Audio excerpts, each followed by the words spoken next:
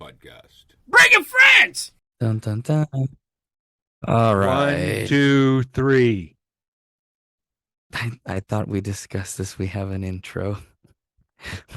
We don't need to do that anymore. We don't need to be that fancy. That's true. We do have an intro. Oh my God. We paid quite a bit for that intro. Yeah, we did. Yeah. So to everybody listening, thank you for listening. And shout out to the people in Barbados that for some reason we keep adding hundreds of people every month. We appreciate it. Yeah, I appreciate it. I'm not going to question it. Maybe we'll make a trip down there and do a comedy show or something. Yeah. I think that'd be pretty cool. And Speaking and those two people in Ireland, want to say hi, give a shout out there. So first of all, the guest that we're having today is a man who's a very well-known interpreter. He's also a good friend of mine and also a mentor, Mr. Edgar Hidalgo. Thank you for inviting me, Rich. I finally got you on the podcast. It only took me having all these fucking celebrities for you to come, Edgar. It's hard to compete. It's hard. With what? Oh man, how you been, dude? I've been great. Yeah, just working and trying to take it easy, but it's a little hard. Work always chases me around, no matter how much I run from it. That's good though. That's good. It's good that are you doing court interpreting again or just depositions and stuff? I do a little bit of everything: translations, court interpreting, medical interpreting. Whatever comes up. If it's at the right price, we do it. Well, Richard probably already knows, but how did you get started in that? Right. Okay. In interpreting. So I know how interpreting because he's awesome. Because he keeps telling me over and over and over, and I have not heard. Awesome. I think like everybody else, by sheer chance, most people, first by chance and then by choice, because so I was when I got to this country, when I moved here, I was studying to be an electronic engineer, and during that time, while I was studying to be an engineer, I was a valet parking attendant, right? Trying to get by. Yeah. So I met this guy, and he was an electronic engineer. So I talked to the guy. Hey, how's the business? He goes, well, you know what? I really wouldn't recommend it. And I'm like, oh, really? He says, nah. He goes, hey, but listen, you're bilingual, aren't you? I said, yes, I am. He goes, why don't you get into the interpreting business? I said, interpreting? He goes, yeah, my wife is an interpreter. His wife was Ecuadorian. Go figure, my wife is Ecuadorian. And I see the similarities. Yeah. So anyway, the guy told me, she's making pretty good money and she does this and that. So I looked into it. So I went to this trade school and I started studying interpreting. But then I realized they actually had a bachelor's in interpreting. So I said, hey, I like this. I really like this. So I changed my major. I was going to Cal State Long Beach, and I changed my major to interpreting. And there we go.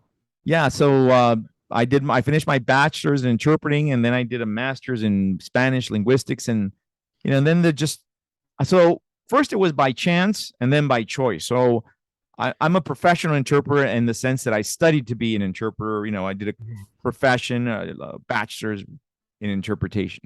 And Richard's just a dumbass. No, not at all. No. He doesn't have you can take the avenue of just doing a trade course. I was doing that, and you could be a perfectly professional interpreter, very proficient.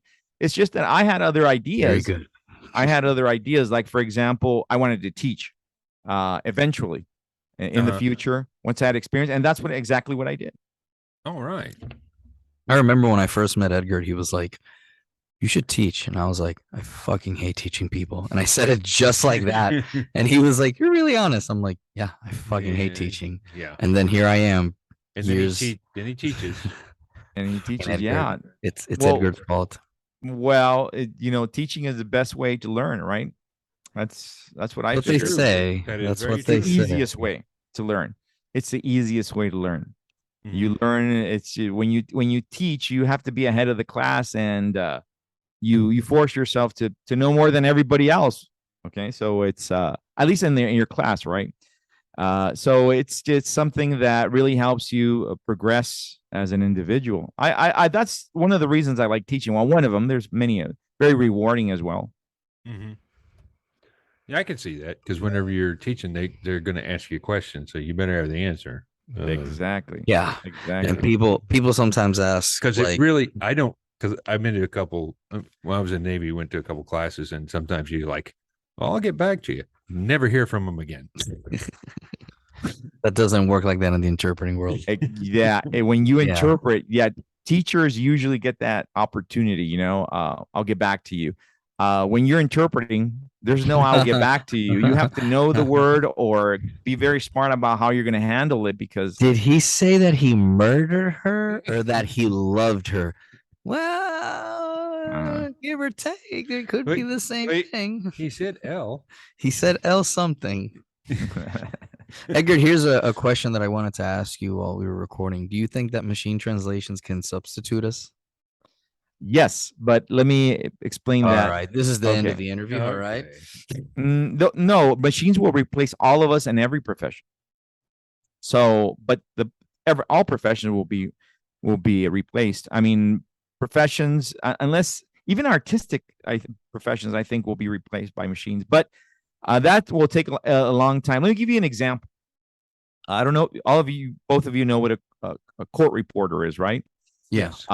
So immigration courts for 20 years plus have been using recordings instead of using a court reporter. They just record the entire proceeding, just with audio. Okay. But if you notice, we still haven't gotten rid of court reporters. We still use them in courts and other places. So, and that's something that technically you can replace. Technically, I mean, if you really want to, super easy. Yeah. So, languages are very complex. I'm actually, now I'm assistant professor in a university in California. It's called Fullerton, and I teach translation. And I was giving a class, so what I did was I wrote down a phrase, and I had the Google just a random phrase, and the translation. As you know, translations are still funky, right? Mm-hmm. But then what I did was I translated the sentence and I reverse translated. Okay. And I made Google translate the sentence that I translated. I like back this game. Back into the other language. And then we had a good translation. But my point is machines are going to replace us eventually, like they are, because artificial intelligence will get there someday if we don't destroy ourselves before that. And when it does get there, it will replace us, but it will replace a bunch of other professions first, a bunch of them. And because that's just how it's going to be. A machine will be able to read every single medical book in the world. In every profession. I mean, in every specialty in one day. He can read every single book in every specialty. And now you know that you have robotic hands that can have precision. Yeah. So if doctors and lawyers and all of us are going to be, replaced, so it'll come, but I'm not worried about that because it's going to happen. When it happens to us, it's going to happen to everybody. So what I'm hearing is that you want to have a cyberpunk prosthetic at some point in time. Well, I'm just glad you got comedy to fall back on. Yes. Now that's I think those are the last people to go. The arts, right? The arts, the people that make us have fun, because the artists are going to be probably the last to go. Yeah, it'd be hard for AI to tell a joke, I think. Well, it is very hard for AI to tell a joke. It's hard to translate a joke. It's one of the hardest things. I mean, the punchlines and all that. It can be very complicated. It's actually one of the hardest things.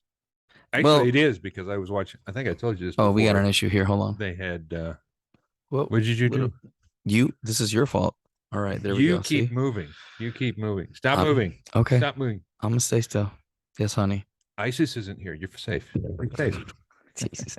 You're safe.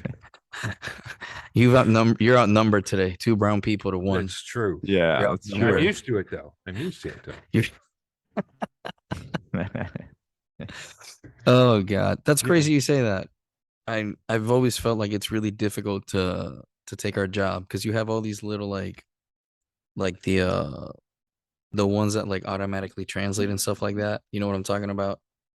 The Yeah, Yeah, tablet like and stuff like like the that. Google Translate. No, and those are good. Yeah, They're perfectly fine. They're tools for us. A translator can use a Google Translate as, sometimes you use it to, for the easy vocabulary, so you can have an idea. But it's just like other professions that they have tools, right? It doesn't replace them. yeah. It's just another tool that you use, and yeah, it's getting better and better, and it's going to get really good at some point. It's going to get really good, but you can't trust it to, for a legal document or an important medical document, because Nah, there it you can't is. yeah, now here's yeah. the deal. Think about this. The if you think about just regular humans, we're talking about humans, not artificial intelligence. They won't let you interpret in a courtroom if you're not certified. Okay. Mhm. Humans can't pass a certification exam. So, I mean, at best, a computer, if it does ever, get to the point in a near future, it's Mhm. not going to be as good as a certified interpreter. It cannot. It's very difficult. Yeah. It'll get there eventually. Like, we're probably going to travel in time and stuff like that, but it'll take time. So I wouldn't worry about it right now. But and it, like I said, if it does come, it's going to come for a lot of people. So what That I'm means hearing, So artificial intelligence. it's Yeah. it's more about context, because whenever you're translating, it's uh like this. Well, I'll let you tell it. It was about that kid who thought he was going to beat up another kid, but that's not what he meant Mm-hmm. when they translated. oh yeah, I don't know if I've I don't know I if you know. can No, tell I can that talk story. about this. Okay. I got called a long time ago. This is like one of the first times that I interpreted in the schools. It was two kids that were writing each other notita notes, Mm-hmm. and it Mm. said they put it on Google Translate and it said I'm gonna fuck you up later.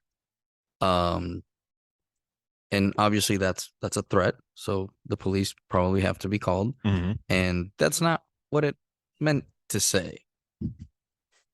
He meant that he was gonna fuck him up, but not how Google translated it. So that was a very awkward interpretation for me, because I'm like sitting here like, oh yeah, Oh, Hispanic family. I forgot about that. yeah. They're a little That's a iffy about secret. that. That's That's a like a secret. secret. Yeah. Yeah. Yeah. So yeah, this kid, and then the mom was cool about it, man. The mom was real cool about it. Like, she was like, "Hi, mijo, I don't care." Ugh. That's the other thing too that worries me about AI substituting us, is the cultural aspect. Yeah, it's gonna have to take into consideration culture and localization. It's a lot of Mhm. things. It's just a lot, and it's not even halfway there yet. So what I'm But hearing is we're gonna have to have sex with the machines in order we're for. gonna. I don't know what's gonna happen, but it's gonna take a while. I don't. At least now, I don't see it. I mean, Mm. it's not even close. I mean, I mean, for simple sentences, yes, but you start Yeah. tricking.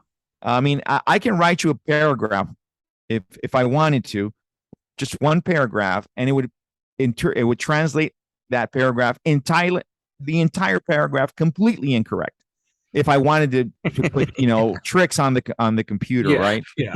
Yeah, there's So certain ways to say, yeah. Yeah.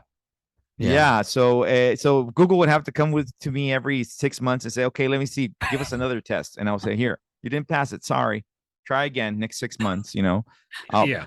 and that's what's probably going to happen, right? That's what they do. Yeah.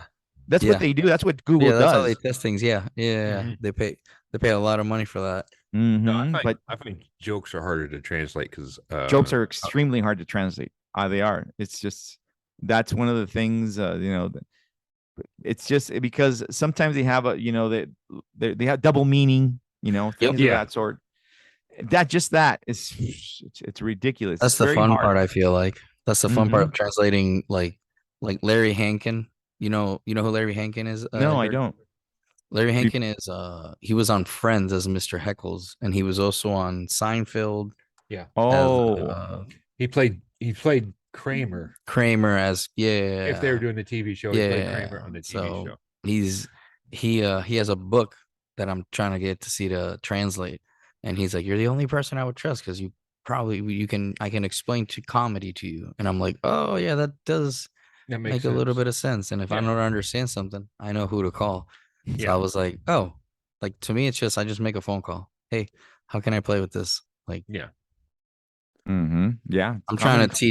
trying to teach a friend of mine right now how to be an interpreter Wow. in the comic. Yeah. Yeah. I'm gonna teach that, and I'm gonna make that motherfucker a monster. Yeah. Like, he's Wow. gonna be really good. Not me. You know, that interpreting and translating is one of the fastest growing professions for the next 10 years, right? According to Over the Bureau, 32%, right? yeah, according to the Bureau of Labor Statistics, and it's been like that 10 years before that was the same, then 10 years before that it was the same too. So Yep. it's been almost over 20 years of being the number one profession. It's just growing, growing, growing. Now, Yeah. is that for all languages or just All languages, every single. The thing is, because because of globalization, that's what's going on. You know, like The ease of Netflix. access of Yeah, think information. about Netflix. All the Oh, movies. yeah. Think about Netflix, Amazon, all these. Just that little sector, which is nothing, but just think about it. All the dubbing and all the subtitling. It's just amazing. Now think about websites. Everybody has, a website. Everybody I has a didn't think website nowadays. Yeah. You need to translate it. If Yep. it's in English, you need it in another language. If it's in another language, you definitely need it in English. So that's another niche. And then there's hundreds of niches, and they're just growing and growing and growing. And Blog posts. think about all the There's- documentaries out there that are not translated into English, for example. Mhm. Books translated. It's just incredible. It's a tool though. It's like a good marketing tool also. Oh, Like definitely. when you're bilingual, but a lot of people don't think that it's something that they want to do and whatnot.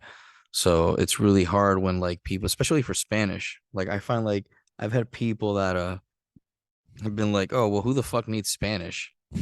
Like everybody You- knows That's Spanish. the one. That's the one that you need the most. Oh no, Yeah. dude! I Matter of looked fact. at her in the face and I was like, well, all the human trafficking victims, I say. So you know, Well, like, the thing is, Yeah. what we have in interpreting is what we call LEP, right? And the reason we call them LEP is because it's not a non-English speaker. Because anybody that lives in the U.S. long enough speaks some English, right?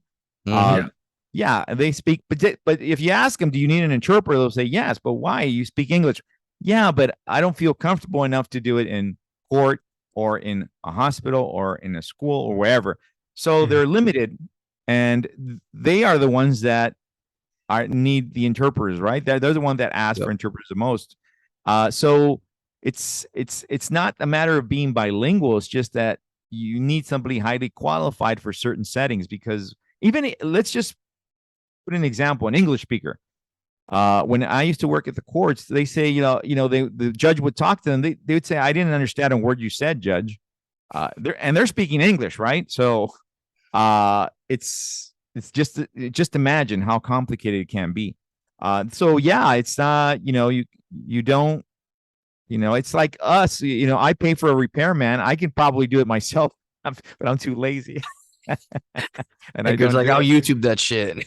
No, I I'll don't do it. YouTube it. I but wish that- but I'm just see. We still use a repairman, Uh, even though something we could do ourselves, or That's a the good cleaning way. lady, right? We clean the house ourselves, but we hire the clean, and then that's how it is with the interpreters. Just that people are not going to start to learn legal terminology and all that stuff. They're not going to do it for. So they. That's Go true, ahead. but for maids, you only hire them because they wear that outfit. Jesus. Oh Christ. well, that's true. I mean, In Hispanic countries, most of the maids are like older people. I don't think that joke. well, in porn, they're young. Oh my God. Yeah, tell Arnold's that, right? Yeah, Oh, God. Arnold likes the maids. Uh, At least one. At Oh least one God, maid. Edgar, don't feed him. Don't feed that to him. You know, the interesting thing to me is that people really don't understand that distinction. Like that's a thing that people really have a hard time trying to quantify. Is like, well, I don't really need that. Like that doesn't make much sense. Like I can just use this, and it's like they don't understand the severity of like if it goes to shit, it can go to shit really badly. Yeah, Really sure. bad. Yeah. Do you remember that case? I always forget the details, but the gist Mhm. of the case. So there was this guy in Florida. He goes to a hospital, and the guy in Spanish says, what's wrong with you? He says, well, I'm intoxicado. And if you hear that word, intoxicado, it makes sense that in English it would probably be what? Intoxicated, but it's not. Yeah. Yeah. So they call, I think it was a nurse. I can't remember who they called, janitor. It was a nurse, I think. Anyway, a bilingual nurse. And then, what's wrong with the guy? Oh, intoxicado. He's intoxicated. Well, the guy wasn't intoxicated. Intoxicado in Spanish is I have food poisoning.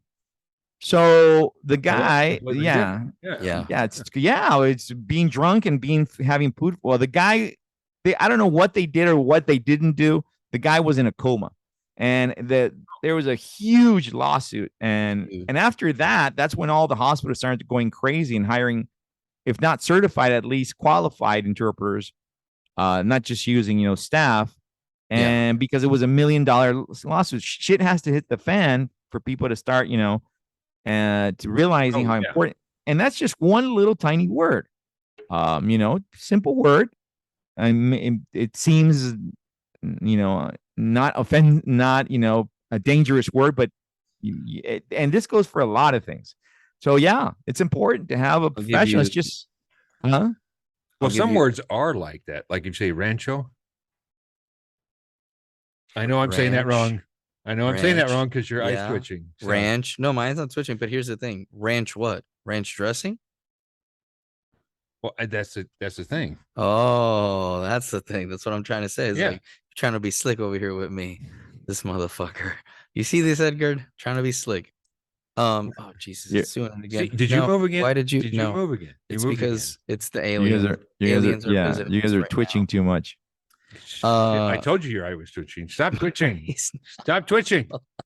You know what? Just touch the just go like this to the camera, and then all you can't. There you go. Go back. There we go. Okay, Edgar knows. Yeah. No, it's crazy you say that because there's been situations like that I've been where people try to check me, and the other thing is there's the executive order 13166 that like a lot of people don't know about. Like it's just little things like that it's like you could avoid a lawsuit so easily if you just educated yourself a little bit. Because the schools surprise me everywhere. Oh yeah, schools, but they're working hard. Right now, they're working hard to get interpreters certified in schools. There's two associations that are working on that. I was on the board on one of them. I just didn't continue because I was too busy. But they're working hard to get people certified, to create tests, to create awareness and all that. Yeah, this profession. I mean, I've been following it for the past 25 years. And it's slowly getting there, when it gets there, then we're going to have AI, of course. Well, out of all the things you've done, what was the most surprising or most rewarding thing you've done while you were interpreting? Ooh, that's great. Oh, you know what? Definitely. No, I've done a lot of things that have been rewarding. A lot of things, interpreting, because I also teach teach interpreting, and that's been another place where I've received a lot of I felt very rewarded. But one time, this lady, she was going to take her test to become what is it called? A licensed contractor, construction. Oh, okay. Yeah. So the lady she was LEP, and she tried to get her license, and she had gone like twice to go take the test, and she failed both times. And on one of the occasions, she had an interpreter, but she said, and I told her, well, you had an interpreter, why didn't you pass? She goes, well, you know what the problem is? The interpreter doesn't know any construction terminology. Yep. So I happen to know a little bit of construction terminology, and she called. Well, actually, she hired me. She goes, and that's why I come to you, because I saw you were recommended. You're a teacher, right? So you should know a little bit more than the rest. And I said, well, I know a little bit more. So we went and we took the test. It was several hours long, but she passed, and she was so happy, because it had taken her years to pass that test. And those kind of things, like you really feel good about yourself, because you feel part of that accomplishment. Oh yeah, and it wasn't easy, so, but that's when you really all that time that you sit down and you start studying terminology and learning about things that you don't know nothing about. Because that's the thing with us interpreters, we have to learn about things we don't know anything about. I'll give you an example. When I came to this country, I had never held a gun in my hand ever, ever. Because in Latin American countries, you can't buy a gun, you can't have a gun unless you're in the military, we're not or supposed you're a to. drug dealer, right? And you get in the black market. Yeah, But yeah. yeah, they don't sell guns. So we interpreters, and we have to know a lot about guns. So I decided to buy a gun. Well, the first time I got it, my hand was shaking like this, right, when I was going to go shoot it. And anyways, but the point is, I bought a gun, and then I bought another gun, and then I bought another gun, and I have 3 guns: shotgun, 44 Magnum. I have my 30-06 rifle. And Hopefully, I know how to. ATF is not listening. Well, my point is, I got into guns, and I don't. Not only did I become knowledgeable, I became proficient in terminology. Now, obviously, there's people that know way more than me. Like, I know Richard will beat me anytime in a weaponry Jeopardy contest, right? but I know enough to be very dangerous, and just like that, you have to become proficient in many fields. Even you don't have to be an expert, but you got to be dangerous. And when I say fields, I'm talking about anything under the sun. So that's something that's like, and construction is one of those other things. So when we went there, it was so cool. I know all these terms. I know the names of all these tools. I know all this stuff, and so I was able to help her. And those kind of things come up all the time. But that's one day that I do remember. I felt very proud of myself for helping her out doing that. Oh, that's cool. That's way better than mine. That is really cool. No, they're all good, man. They're just different. I like yours better. I know. I like the one you. Well, you can't talk about that one. Never mind. What is it? Wait, hold on. I can't. Hold on. Yeah. Hold on.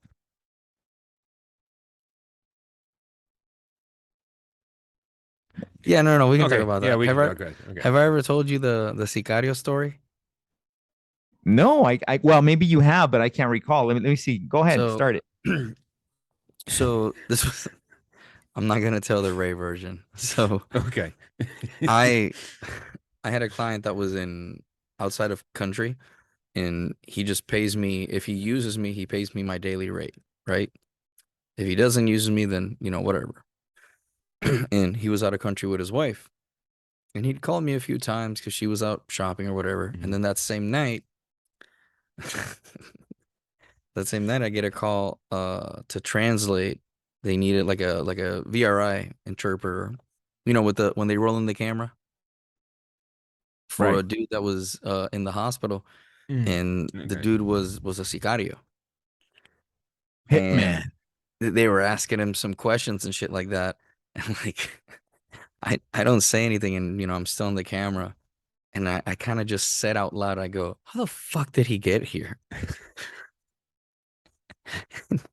And the attorney goes, yeah, that's a good question. We didn't ask that. So they like roll back in, and the guy says, well, I had an eighth of Coke on me and like 2 bags of water, and I just ran for like 100 miles. And every time I got tired, I just took a bump. Oh my God. What do you use? And I got to interpret that. Yeah, he lost like 65 pounds in like 82 a pounds. week. 82 pounds in a week or something. In 5 days. 5 days.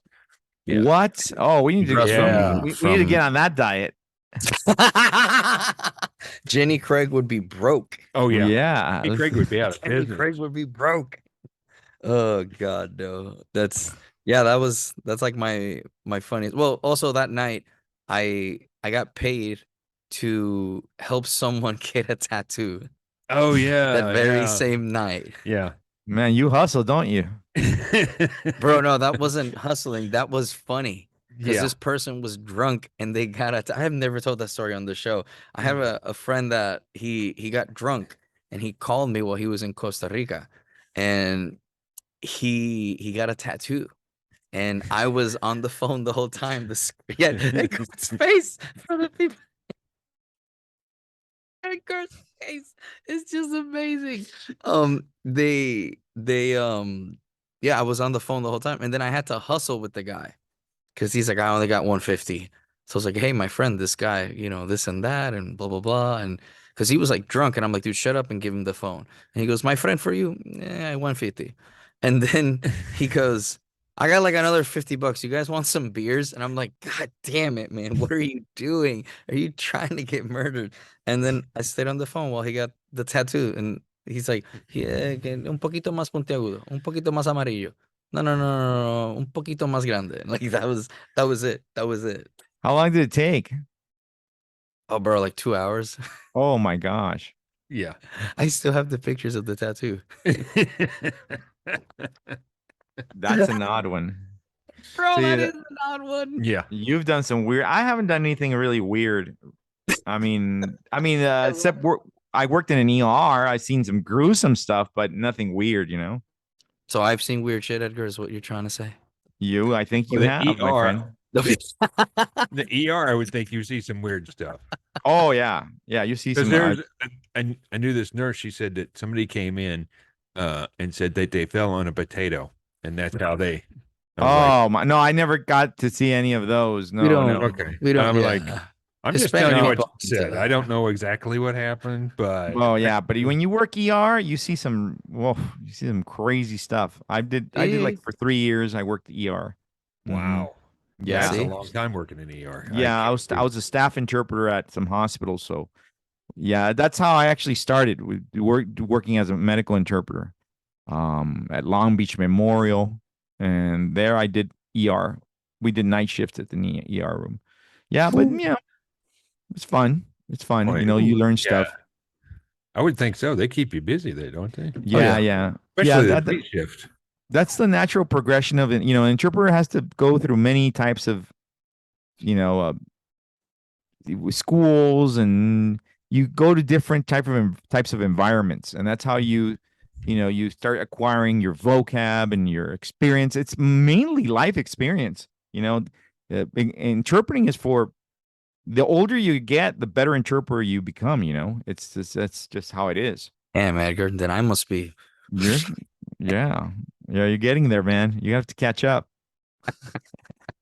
I don't know if Still you have young seen- though. Yes, he's actually got more gray hairs than I do. He's retired. Yeah, yeah. He's told That's a me secret. that. He told me he's retired. I retired this year, by the way. Oh, did you? Well, Did you? I did like 10 years at the courts, and after 10 years, you can actually, once you're 50, by the way, I'm 50. I turned 50 this year. Damn, And Edgar, you age yeah, like wine. What the hell am I doing with my yeah. life? Yeah, Oh, so I turned 50 this year. So once you turn 50 and you've done your time of service, it's actually 5 years, but I did 10. So I said, hey, I'll take my check. Thank you. yeah. I'm not gonna wait until I'm 62 or 65. So, but anyway, yeah, I it's a little retirement there, but technically retired. Oh, But it's good not sir. enough not enough, my friend, to retire yet. But soon, Dude. coming to a theater near you. Well, you're still teaching though, too, aren't you? I teach. Well, I haven't told this. I haven't made this public, but I'm going to do it. This is a premiere on the Rico The show. podcast. Very Yeah. cool. Yeah. All right. Breaking news. Breaking news. So I had a school, Mhm. an interpreting school, and it's called Trans Interpreting. But right now we're transitioning to a new management. I'm still heavily vested in the company because I teach most of the classes there. So I'm still going to continue to teach, but it's going to go under new management. At least that's what we're planning. Let's hope everything goes smooth and we can do the transition. It will. And then in the meantime, I'm going to start a new company because, you got to do something, right? So I was telling, I think I told you, You right told me. right now, interpreting is a hot business. I don't know about you over there, but we're getting calls like crazy. I mean, my email is burst with calls every day, online, VRI. Well, no, in California, it's crazy. At least in California, it's going crazy. So I thought, we have to take advantage. So I'm leaning more to the agency side now, for at least a few years. to take Oh, advantage okay. of. Yeah. So, but I never did agency stuff. As a matter of fact, in the past 7 years, I haven't been doing a lot of interpreting because all I've been doing is training interpreters. I have a lot of people that I've certified. You asked a while ago some of your greatest satisfactions. Yeah. Seeing, people telling me, hey, Edgar, thanks to you, I passed my exam. Now I'm working. That's great satisfaction. So I've done that past 7 years. That's what I've been doing. Now I'm still teaching. A university caught ear that I'm a little bit free, so they hired me. But it's only a few classes a semester. But it is in the University of Fullerton. So yeah, I'm doing a little bit of everything. I like Nice. teaching, interpreting, whatever I can find my hands, whatever I get my hands on, I'll do it. I'm planning on retiring pretty soon as I can. So that's what we're doing right now. Well, the agency That's good. sounds like it'd be really good. It's good. Well, Rico had one or has one. No, I have one. No, yeah, You he have- has Language Ninja. Language Ninja. And man, you've got the best name in the world. The best name, a language. You actually got the name Language Ninja. It's on my Instagram too. No one has it. Yeah. Did you tell him what happened? What? Oh, there's another company that was come in and they were going to do some. They were asking around. It's like, hey, we should go into Springfield and do that, and they went, that's ninja country. It is. They said We it don't was go- Language Ninja works a lot there. Who's Yes, that? don't go Here's his there. number. No. And the dude That's a called great me. name. Yeah, sounds better That's the a- way I do. But Sounds I like better that. than I me. like that name, Language Ninja. Uh-huh. Edgar, that's pretty cool though. That somebody's. I mean, I'm sad that I won't be working with you as much. No, You you just can don't love me. you can work as much as you want. Actually, they want to talk to you. I'm just okay. yeah. Wow. Oh, Shit. okay. Do you need a job? You need a job? Yeah, no, I that know that. Okay. Well, the thing is, a lot of people, the thing is with interpreters, many interpreters don't want to teach because, I mean, yeah, you make money, but it's not as much as, you'd probably make in an assignment, Um, Mhm. here, at least here in California, it's gotten crazy what interpreters are charging. They charge their fee for the assignment, then they charge drive time, and they charge mileage. So one assignment can make you a lot of money. And Oh yeah, in Wow. a day. In a day. in a day, yeah, a day's work Yeah, is I like is teaching. I like yeah, teaching, but though. teaching, it gives you some money, but it's not as good as working. So that's why it's hard to find instructors really. It's hard, and then so because they just make more money as interpreters. That's one thing. Now, no, I'm not saying there's no instructor. There is. It's No, just I that know. not a lot of people want to do it. Uh-huh. Oh, okay. As an instructor, I always feel like even when I teach, like I should be up to date with as much shit as I can. Yeah, it's hard. It's hard. And, I mean, and the other Oh, yeah. problem is the schools prepare you for only one facet of interpreting, and they don't really explain to you the business side of the possibilities of Oh, you can do. yeah. That's always been an issue I have when I teach people or when I take people under my wing. And it's like, oh, you can do all these things, or you can work a job like this, and this is how you gain experience. Yeah. And like that's the thing that I never liked about university translation programs. On top of that, most of those teachers have never worked a day on it's some Yeah. schools that happens. Yeah, it happens. Like, And do you know what what? it's like? Let me tell you this, because I teach college students interpreting, and I teach them about business stuff, Mhm. and they're all like, we're not that interested in the business. We just want the academic part because they got them so used to that, Yeah. academics, academics, and you're trying to teach them, look, guys, this is the trick to get business here, and you got to Yeah. do this to do that, and they're like, yeah, that's good, but Well, but- just teach us academics, But the Wow. thing is like it's to me it's also what I found when I teach is if you just mention it and you go, hey, by the way, if you're ever in this sort of situation, like there's ways to word it, and I'm trying to think now we can word it in a way that it helps them, because like the other thing about interpreting is like the ethics of it. Like a lot of people don't understand the ethics, and I feel like that's where like knowledge is one thing. You can acquire knowledge, but it's the ethics that I feel like I've seen a lot of issues as in all my years as an interpreter. Yeah, the problem is that with the ethics, they do read the ethics, but they just don't follow it. You know, they just don't follow. They know what they're supposed to do. You know, as interpreters, but they just don't. You know, let But I me give feel you. so bad for this And person, Edgar. yeah, No. I want to be the attorney and the interpreter at the same time. That's what happens. See, like that's one little thing. You know, we can't give legal advice, and you Oh, know, yeah. yeah, Yeah. we can't. We know exactly what they have to do sometimes in certain occasions to get off the hook. It's a very simple thing. All we have to just tell them, look, let me give you an example. A guy goes to a courtroom, and certain judges ask the defendants, Yeah. do you have insurance now? Because you have a ticket for insurance. I know that this judge doesn't check the paperwork. He just asks you, and if you tell him yes, he'll take your word for it, right? Right. So we could just tell the guy, just tell him yes, you know, But and that's it, and you're off the hook, right? That's legal advice. huge But ethic. you know, we could save the guy's butt just by telling him that, but we can't do that because we can get in trouble because that's one of our tenets. We can't give legal advice. So Well, and it's riddled with these types of things. So yeah. Well, something like that, you can look at them and nod your head and say, No, "Do you have insurance?" no, because the other thing You is didn't you say have to anything. maintain. No, because the other thing is you have to maintain like Eye I contact emulate or- intonation, right? Like if Okay. someone says, but no, pero no, you know, but that's just Oh, because I see what you mean. I'm Yeah. used to that. Yeah, those, but you know, like I said, it's full of those little things, and Yeah. it's just it's riddled with these kinds of things, and that's part of ethics. And then and again, here's the other thing: if you're a court interpreter, you're the attorney of the family, right?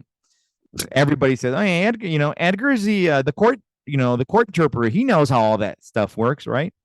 And you know, and even then they tell us, you know, no, you're not supposed to, even not even your family. When they come to you and they tell you what are you supposed to do, you're not supposed to tell them. That's giving legal. You're not an attorney. Now, if you look at the other side, attorneys, on the other hand, they're always trying to butt in our work. Okay, yeah, we're not supposed to butt in. We're not attorneys, although we know a lot, maybe sometimes more than certain attorneys in certain instances. And that's the only reason is because we know the judge, the courtroom, how it works, right? A new attorney might not.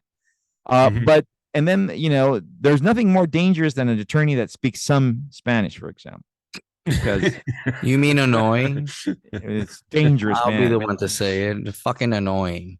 Well, yeah. You know, when they don't can speak say any that. Spanish but the ones that speak some Spanish are those because they think they can actually speak it really well. And they're always, excuse me, Your Honor, I don't know. My Spanish isn't that good, but I do know this, and that, you know, and they're always, you know, giving you a hard time. But yeah, ethics is an important thing. Yes, it is, because especially that's what can get you into a lawsuit. I mean, that's good. I mean, they could take your license away. You can go to jail, and sometimes it's not even your fault. You can actually make a mistake without even knowing that you're making a mistake. I've done a few of those, quite a few of those, especially when I started. In Huh? the courtroom, I imagine that can happen pretty easy, especially if it's a quick exchange. You're in teams. Oh, Yeah, Me personally, when I used to go to the courts, I'd Uh-huh. always bring someone. So in case we had to take breaks. Oh, Yeah. because I imagine Oh, in my team head, Work in interview. teams. it's I like work a in- movie, and they're just going boom, boom, boom, back and forth. And No. In court, and Edgar can correct me if I'm wrong. In court, state court, right? Mhm. Local court, they speak from anywhere from 80 to 120 words per minute. When you go to federal, it's 150 words per minute and above. Oh, I see. Well, Okay. yeah, it could be faster, and the fastest I've seen is immigration court. Actually, Oh, wow. Yeah, immigration would court it? does Yeah. not fuck around, bro. Like if Yeah. you are an immigration court interpreter, I am sorry for you. Yeah. yeah, immigration is Someone yeah, read you and wrong. and They're 120 a is little just busy a right now too. you know, it's just a number because in reality, most judges speak very, very fast. You know, most of them. It's rare to see. I mean, supposedly when we when we pass an exam, that's that's the speed that we should be proficient in, 120 words per minute, which is conversational speed. Mhm. But Okay. 120 words per minute. But that's not the reality. It's always much faster than that. Uh-huh. And the reason Richard was talking about teams is because, well, there was a study made, right? The thing is, when you start interpreting, especially in the simultaneous mode, when you start interpreting, you start to Edgar, warm can up. you explain what simultaneous is for the Of people that course, don't know? of course, simultaneous interpretation is, if you see right here behind me, I'm in a booth, a booth, and simultaneous is when someone's giving a speech, for example, and you're speaking at the same time, which is not true. It's a misnomer. You don't speak at the same time. Otherwise, you would be a psychic if you would speak at the same time, because you would know Yeah. what they're going to say, right? Yeah, there's a lag, a delay. You Uh-huh. let them start, then you're right behind them, and you're following along everything they say, and that's called the simultaneous mode. Now, in this mode, especially in this mode, after a certain amount of time, your brain starts to get very tired. I don't know if you've heard of any of these studies, but there's, usually, like when you're reading, a couple of parts of your brain light up, right? When you doing a math Yeah. problem, another 2 or 3 parts of your brain light up. When Yeah. you do interpreting, 7 parts of your brain light up. Oh, 7. wow. Yeah, it's incredible. Yeah. I don't know what happens in there. I know, well, I kind of do, but what happens in there? I mean, your brain is fried after a certain amount of time, and they discover that this certain amount of time is between an average, of course, between 30 and 45 minutes. So what happens if you start interpreting and an hour goes by, 2 hours goes by, then you'll lose accuracy. So to avoid that, they have teams. You do 40 minutes or 30 minutes. I do 30. You do 30. I do 30. And that way, Okay. we always I see. have an accurate rendition. Yeah. Mm-hmm. Okay. I wasn't aware that they did it like that. Yeah. You Yeah. A have lot of to- people don't know this stuff. So they hire you, and you ask them, is there going to be, am I going to have help? And they're all like, help? We're paying you. Yeah, but Yeah. I need help. Yeah. Why do you need help? Interpreters don't know that. We have to educate it. We have to give them this whole spiel. I didn't know that. It's normal. We understand that. So, but we educate our clients and tell them why it is. And it's not that we don't want to work the 8 hours. It's just that that's how it works. Yeah. That's why I always tell clients, like, I'll charge for 2 Mm-hmm. when it's like long interpretations. Yeah, I'll always ask somebody, like, hey, do you want to make 75 an hour? We'll charge 150.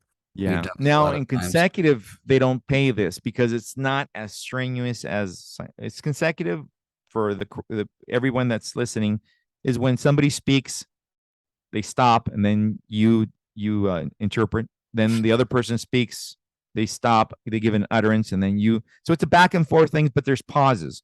It's a Mhm. conversation, and Okay. that one's a little bit easier because you're not talking every single second.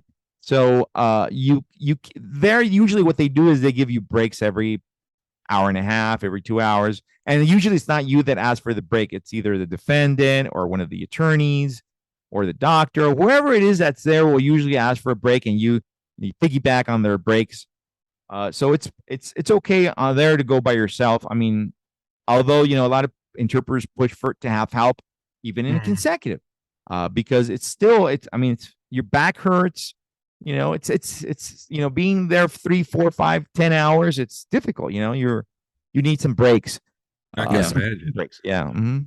So reading is probably the I wouldn't say when you're reading, does it light up 7 parts of your brain too when you're I don't know. Well, when you're reading? interpreting in general does, because Oh, and just in general. in Okay. general, yeah. When you read just monolingual, Mhm. okay, of course there should be a couple of parts of your brain, or 2 or 3 parts of your brain, but it's the translation process it's incredible what the brain is doing. It's just it's working on overload. You think about this, guys. I'm sure you've heard the studies that bilinguals go through less schizophrenia, and there's Alzheimer's. dementia, dementia, Alzheimer's. They just get less of these diseases, right? Now, Mhm. imagine not only this is for a bilingual. Imagine an interpreter. I don't think you're probably never going to get anything, Richard. Edgar, if I ever get Alzheimer's, I No, swear I to don't God, think I'm coming for you. I doubt it. I doubt it. It's just So actually, No, I'm all kidding. kidding aside, I'm if kidding. you learn another language, you really do help prevent getting dementia or Alzheimer's. There's studies about it. Yeah, there's a lot of Mhm. studies that indicate that because you're opening, and I don't know. And actually, I'd like to have somebody to talk about that because that'd be interesting. I think it'd be cool. Definitely. Because when I say it, it just sounds like I'm an asshole. When Edgar says it, it sounds nice. Whatever. Because he's got a polo. Whatever. Because he's You're wearing a hoodie. Nobody's going to take you seriously. well, but no, that's the thing with interpreting that people don't understand. That's why when you hear someone say, it's like, I can go for 6 hours. Like, No. well, you can't, dumbass. Shut up. Yeah. Yeah. No, you can't. And here, yeah, I've actually had arguments with not arguments, but little scuffles with judges. You because of our code of ethics say don't wait until you're tired to ask for a break, right? So Yep. when you start feeling that little itch that you want to take a break, you should ask for one. So I was, in court one day, and Your Honor, would it be okay for the interpreter to take a 10-minute break? I've been interpreting for a while. And I do need a break. And then of course the judge says at that moment, well, Mr. Interpreter, we're all tired, and we're gonna take a break in about an hour. You think you're gonna be okay? No. So no, so this is Your Honor. Yeah. Yes. I can work for another hour, no problem, but I cannot guarantee my accuracy. So. That's so good. Yeah, because your call. Yeah. Yeah, so I put it on the record. If I mess up, it's because of you, not because of me. I already and I already have the studies to back me. So yeah, because everybody know. I mean, in the field, all our supervisors, they know about team interpreting and why it has to be done. Yeah. So Yeah. but some judges know, but they just don't care. And you want to make sure you put on the record, I'll interpret all you want, but I'm not guaranteeing my interpretation, and it's not my fault, it's your fault. So there, that's they gotta give us our breaks. Yeah. Okay. I had an attorney that one time, I'll tell you this. I had an attorney one time that tried to argue with me the word sirenas for siren, like for the sirens of the ambulance, las sirenas de la ambulancia. And she was like, Your Honor, clearly the interpreter, I'm looking at it right here on Google. And bro, I just turned around and looked at her. Like I just stared at her like this, Edgar. And the judge is like, go ahead and approach the bench. And I was like, go to the Royal Academy dictionary. Yeah. And then pull it up. And she was like, I just stared at her, Edgar. I was like, and it's funny because sirens in English also means mermaids in English, right? Yeah. Isn't that crazy? Yeah. The mermaids. Makes you think if they're real, Edgar. And in Spanish, the same. And in Spanish, the same thing. Sirenas means. There's a lot of songs about mermaids too. Oh, it has a dual meaning too in Spanish. Yeah, dual meaning. Yeah, sirena means the lights, or it means the mermaids. Yeah, the sirens. Yeah, what she was trying to argue with me about. So what if the mermaid has lights on? Then it's una sirena con sirenas. Don't entertain it, Edgar. Don't entertain it. That'll be $150. I didn't ask him to interpret it. He did that on his own. Okay. He didn't sign a work agreement. That's good, man, that you've been doing that. You've been doing a lot of traveling lately? Yeah, I travel. As you know, I go to Colombia and Ecuador. Initially, I wanted to go retire there. Right now, it's on. Well, my wife's from Ecuador, so we have a place there, and I'm from Colombia, and I have a place there. So, let's now that we're talking about this, right? So it baffles me. Why a lot of people like in the U.S. are living off, like retired people are getting like $1,000 a month. A lot of people that's what they're getting, right? They're retiring, Social Security. I think the average is like 1,200 or something like that. All right, I could be wrong. Let's call it let's say 12,000, 1,200. I'm sorry, 1,200. You basically could eat dog food all month long, because with rent prices, I mean, this is supposing that you don't have a home, a lot of people don't. If you're making $1,200 a month at retirement, you probably don't even have a home. Yep. So half of that is going and rent if you're lucky, and then so it baffles me why people don't look for countries or places where they can go and retire and easily live a very, very good life in somewhere else. Now, a lot of people have fears that it's not safe, and I'll tell you this: I used to live in Colombia when Pablo Escobar used to be there in the 80s. Oh, wow. Okay. And nothing ever happened to me. I come to LA, to Baldwin Park, and I almost got killed. Got ran over by a car, of all places, right? In broad daylight. It's not the place. It's knowing where to, if you don't and I wasn't even in a bad neighborhood, by the way. Almost got killed. That's the only time I've only almost gotten killed here in the US. Never in South America. One time? Just one time. Almost got, I mean, literally they ran a car over me trying to kill me. Jesus. Yeah. So they carjacked me. But anyway, something like that. But in Colombia or Ecuador or any of those, even Mexico, I've been around. I've never gotten, not even insulted. So it might be my luck, but some people might say, well, not me. I went there. I get it. But my point is that it's dangerous everywhere. You got to know where you're at, where you hang out. There's anywhere you go, there's dangerous. You're not gonna go to LA and go to hang out in Compton. It's just in a bad neighborhood, right? Yeah. Well, my point here is if you know how to choose a place, there's so many places. Now, if you can afford to live in the US and retire here, fine. That's great, But the other thing, Edgar, is people don't realize. Let me say this: people don't realize too that it's the same in the U.S. People. I know people that make $50,000, $60,000, $70,000, $80,000, and they're like, "Oh, I live in New York."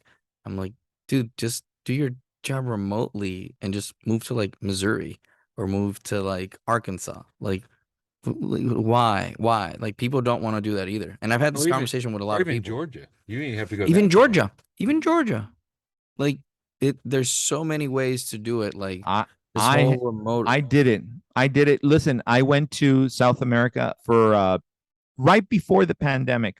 I was there for a year, and I worked remotely. Before the pandemic, when nobody was working remotely, right? Oh, well, some people were, but I worked remotely because I've been doing the remote things for 5 or 7 years. So I work remotely, and I kid you not, we ate out every day, literally ate out every day. We did I spent $1,000 a month on everything, food, going out. And in that year, I almost paid off every single credit card that I had just doing that. I didn't do anything, didn't make more money, nothing. I just moved and I ate really good food. I lost 20 pounds, I see and the pictures. Yeah, I lost a lot of weight. Look better. Yeah, thanks. But was it in Colombia? Colombia was one, yeah. But when I go to Ecuador, I stay 6 months at a time in Ecuador. Once I went all over South America, Bolivia, Peru, Chile. I went all over just because I worked remotely, and I still didn't spend a lot of money. Machu Picchu? Have you been to Machu Picchu? Yeah, I was there. Yeah. So what my point is that I figured it out. I mean, I cracked the code.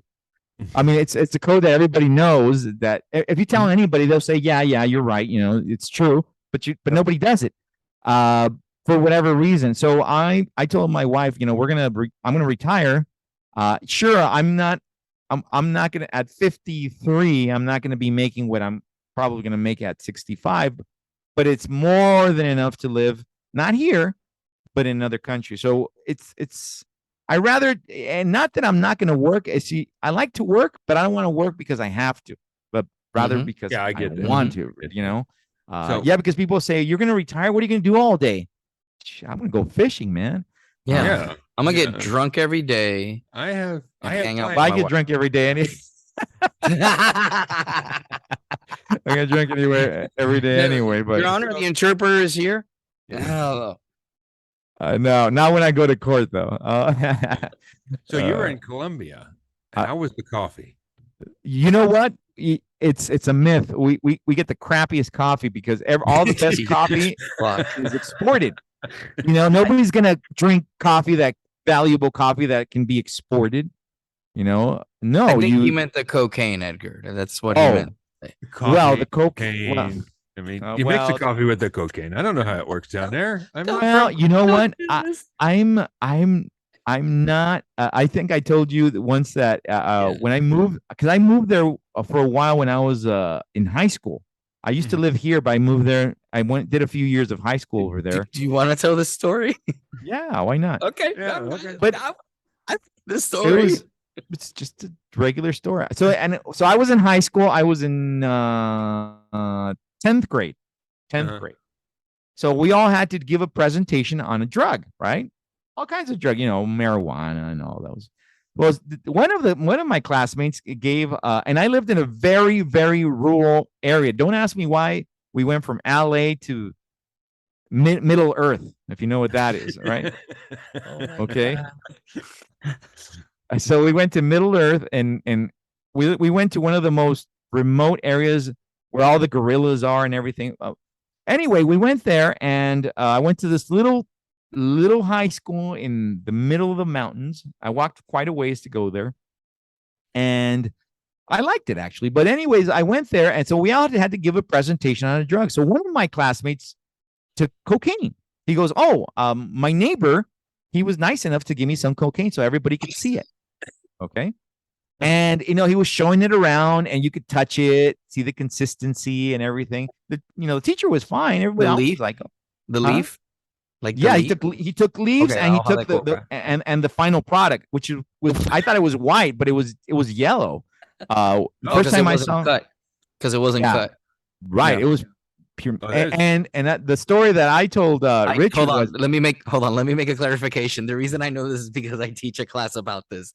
Before I get any emails, Edgar All can right. back me up. I teach Okay. a drug class to interpreters. I just want to make that So, clarification. so when I was in 10th grade, I remember all the movies that I used to watch. How the cops taste the drug, and I'm all Yeah. like, I wonder what they're tasting. Well, how do they know if it's?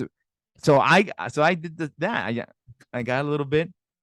I tapped it, and I put it in my tongue. Oh my god, man!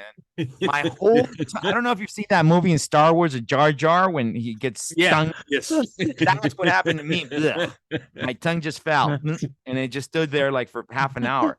I couldn't talk, man. That stuff was. I go, now I know what they feel. Is this what they feel? Is this what they're looking for? I go, and it was crazy. Yeah, it's super I can numb. I just- think. Wow. I just can imagine somebody does that and goes like, yeah. Now I'm going to read your rights. See, nowadays you got to be careful because it can be laced with what's it called? Fentanyl. Well, if you're in Colombia, I think you're safe. Yeah. Oh, yeah. They're not going to mix it with any. See, Yeah. because the reason it goes up Sure. in price, is because of all. Look, the area that I'm talking to you about. I won't even give you I don't want to disclose the area, but the area that I'm talking to you about, just moving it from there to Cali, which is fairly close. Let's just say it's the same country, but it's fairly close because Mhm. it's in the south. It's that's just a few $1,000s just moving that product all the way up to Cali. But if you go directly to the source, I mean, buying cigarettes is more expensive. Buying some Marlboro cigarettes because So yeah. you need to buy in volume. I get it. Yeah, no, it's not Like not Costco's, yeah. yeah, it's not expensive. It's not expensive over there. Yeah, but I'm What do you never. like about Colombia, Edgar? I've always What meant do to I- ask. Like, what do you like about Colombia? Well, I was born there. Well, I mean, of course. if you ask me what I like from Colombia, well, you know what I do like. Mhm. People are very the hospitality. That I'm sure they share that with Puerto Ricans, right? They can have a party out of nothing. Just turn on the radio and there's a party, you know? Eric has a story about that here in a little bit for you. Oh, all that I right. think Eric should share with you Which about one? his first octavitas. Oh, David. Oh, okay, that one. Okay. But do you have to- like just the hospitality and whatnot? Oh no, well, the hospitality. Well, I was raised with the food, with the customs, but if like Ecuador is very similar as well. I mean I enjoy I can live in the moon. I mean, where I live right now, it's the moon actually. It's a big desert. There's nothing here. There's only just Joshua trees. That's it. There's nothing up here. But I'm okay, you know. I'm okay. I get along with everybody. I'm a very social person. I could live anywhere, Well, really. you're an interpreter, Edgar. Anything. Well, Yeah, the FBI could come and raid your house and be like, "Why were you googling how to hide a body?" I'm an Mhm. interpreter. I need. Oh a yeah, letter." I worry about that sometimes, you know, Oh, because you're alone. yeah, Yeah. how to make a bomb and all those How to things. make Yeah, yeah. You're worried. I don't even know how to translate and I look up that stuff. But you could tell them, yeah, you're an interpreter trainer. Yeah, I'm an interpreter for training. Yeah. That- What do you mean? Now I have a reason. Yeah, but so I can live anywhere. So anyways, good that you asked that because I'm when I go retire, I don't really care what country. My wife's the one that goes and she visits countries. Just recently she went to Portugal, and I said, "How'd you like it?" Ooh, Because Portugal is a really good country to go retire. By the way, Yeah, really good country. yeah. It's cheap, it's nice, it's beautiful, and everything. I think less than 2% of crime rate. I Yeah, think. it's Crime rate is everything. like per capita. Let me see. Yeah. I want to make I sure think I'm there's- right. Chile used to be the same way. I don't know if it still Yeah, is. Chile's no, Chile's not in good. At least when I went, it was not in good shape. Not in Okay, good shape. see, I went back in mid 90s, I think, when I was there. Oh yeah, Good. Chile was good. Yeah, And it was Argentina was good too until they had that problem, and then yeah. Argentinians didn't even need a visa to come to the U.S. in the past. That's how good they were. Oh, Same I thing didn't with know that. Venezuela. Yeah, Mhm. but then after a problem they had to get a visa just like all us runts. You know. 0.91% crime rate. That's Like 0.91% crime rate in Portugal. Yeah, it's that's no, gotta and be the it's not only. I'm not saying I'm going to retire there because we had a conversation about Portugal, but I still haven't ruled it out. But if you think about the cost of living, it's extremely cheap to live there. It's Mhm. beautiful. The food is good, and people are very warm. There's like Brazilians, right? Well, they're kind of that's where the Yeah. Portuguese, Brazilians, very warm people, and so that and you want to get a bang for your buck, and you want to live longer because you live longer in these countries because Yep. yeah, because you eat stuff that is that it's they cook it fresh. You're not always eating sandwiches, and it's people actually people don't even own microwave ovens. My dad doesn't have a microwave oven. Yeah. I was just showing Eric. I have a family member who sent me avocados from Puerto Rico. oh Oh, yeah, yeah. I saw it. I saw the picture. You saw Beautiful, the picture? big. Yeah, Yeah. dude. Nobody people don't get it. That's why I always say being like homeless in Puerto Rico is like being middle class in America. It's what do you need? Crazy. Yeah. You just What do you need? Do you really need everything else? Like, do you No. need that soda? Do you just need water? just water and You really don't need shelter out there. Oh, well, Well, we- here's the For deal. most If of the you have- year, it just seemed like you could just stay on the beach or walk Oh, the in Puerto street. Rico. In Puerto yeah. Rico. Oh, yeah. Yeah. Yeah. The beaches During are owned locally. Like Yeah. they're owned by the people. That's Yeah. what I But everybody cleans the beach. Yeah. Like that's a thing. Like if Oh, you leave Puerto Rico- trash, and I'm sure there's assholes who do it, but you always carry a bag. You don't leave trash in the beach, bro. Yeah, we never left anything on there. Yeah, no. No, someone will 100% say something to you. Mhm. Like they'll be very rude about it. And then if you don't Have do you- shit, they'll did pick you it take up. him to Puerto Rico? Not yet. Not yet. I okay. haven't been there. My parents just I was talking to my mom and whatnot. So she has to go back to work. She's excited about it, I guess. So we're Yeah. gonna leave it at that. Yeah. Yeah. There's some places that got hit really hard. But Mhm. man, it's the people who live up in the mountains and stuff like that and like near the rivers, like those houses there, I don't know what they're gonna do. Wow, man, it's so. Plus, you have to Yeah. pressure wash your whole house. Like after Oh, a yeah. hurricane, yeah. everybody like is pressure washing because You got to get the salt, the sand, the dirt, and all that. Because if not, it'll start eating away. Right. The cars must rust really fast in Puerto Rico, right? Not so much, because Puerto Ricans we wash our cars a lot. That's true. That's They a do. stereotype. That's very true.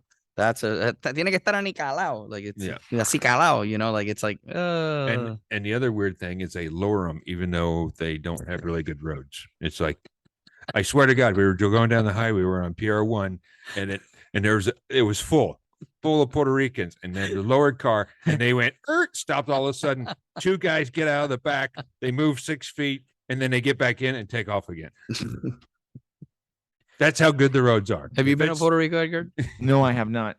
I have not. We need to go. We need to go. We need to go party. Oh, I no, I've been to some islands. I've been to Cayman Islands. I've been to Jamaica, but I haven't been to. I need to take the little tour Puerto Rico.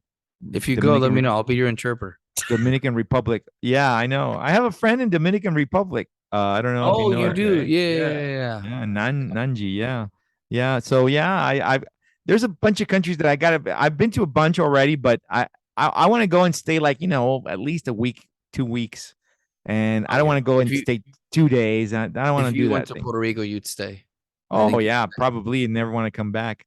That's what happens to me every time I visit a country. I'm never leaving. I said I'm staying here. Well, Puerto Rico is unique because you can hit all the little islands around it, and they're not that far, and it doesn't cost it, or at least didn't used to cost that much. No, like you can go from Puerto Rico to the Dominican for less than 500, probably less than 300. Didn't you go all around the island on a jet ski? Jet ski? I did. Yeah. Well, I don't. I can tell the story. Well, my parents don't know the story. I don't think they're going to ground you. I think you're right. The story. You're right. So when I was in high school, we had what calls fuga. Fuga's like skip day, I guess, right? Oh yeah. Okay. And I told my parents I was going to stay at our friend's house, and we ended up on a jet ski like all over the island. It was terrifying because I didn't think we had enough money to like stop and whatnot, but we did. My parents, bro. Yeah, I never look at Edgar's face. You went. I can't believe you went all around the island on a jet ski. That's like 24 something plus hours. I skipped school the next day too, bro. Skipped school the next day. We just kept going. Saw dolphins and everything.